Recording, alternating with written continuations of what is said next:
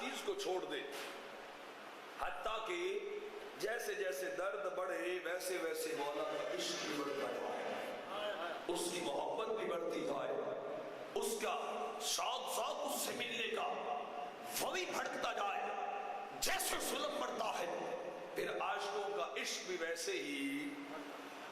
بڑھتا چلا جاتا ہے۔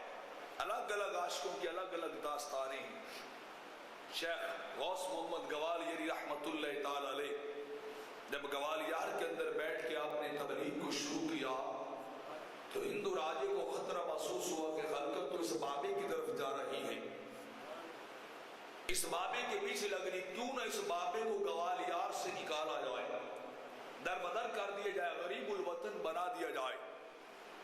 آپ نے حکم، اس راجے نے حکم بھیجا آپ کی بارگاہ میں کہ راجہ کہتا ہے میری اس سلطنت کو چھوڑ کر کہیں باہر چلے جاؤ، ہم یہاں تمہیں رہنے نہیں دیں گے، تم خلقت کو اپنی طرف لا رہے ہو، لوگ چوک در چوک چلے جا رہے ہیں۔ اپنے سپاہی اور ہرکارے بھیجے اور کہا جاؤ شیخ کا سامان، غوث محمد گوالیاری رحمت اللہ علیہ کا سامان اٹھاؤ، ہماری حدود سے باہر پھینکو، باہر نکال کے ان کے خانوادے کو بھی، ان کے مریدین کو بھی نکالو، سلطنت کی حدود سے باہر کرو۔ سپاہی گئے،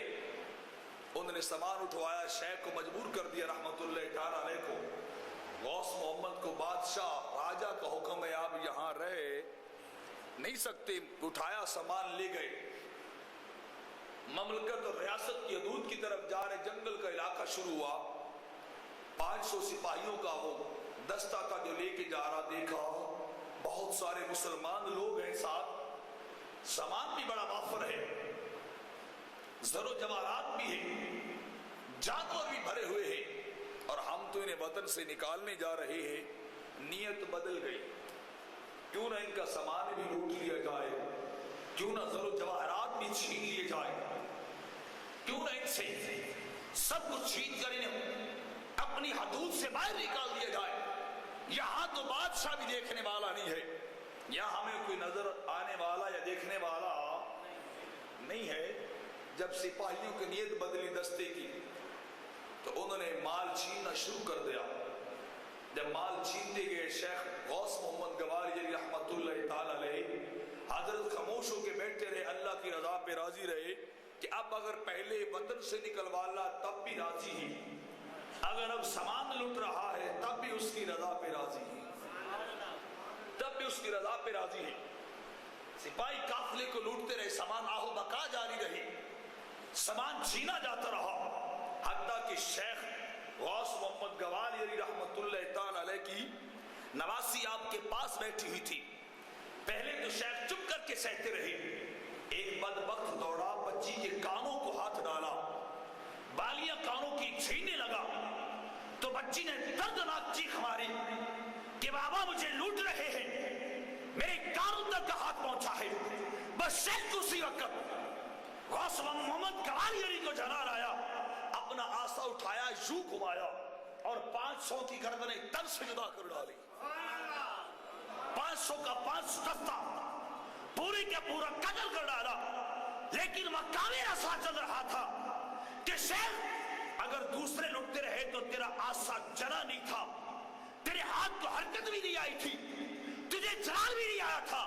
لیکن جب اپنی نواسی کی باری آئی شیخ تو نے ہاتھ نہیں اپنا آسا ہی تلوار بنا کے چلا ڈالا۔ لیکن شیخ مقام رضا پہ جا کے لڑ کھڑا گئے کہ اگر اپنی نواسی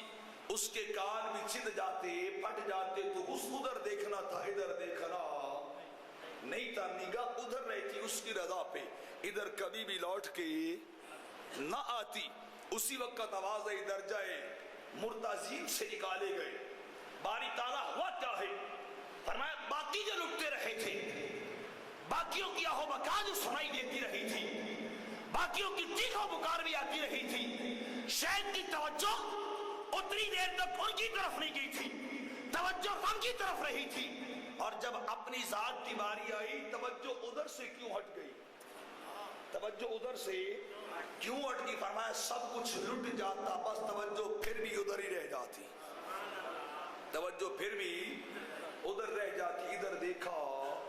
نہ جاتی۔ آتا تو عاشقوں کے امتحانات چلتے رہتے ہیں. عاشقوں کے امتحانات الگ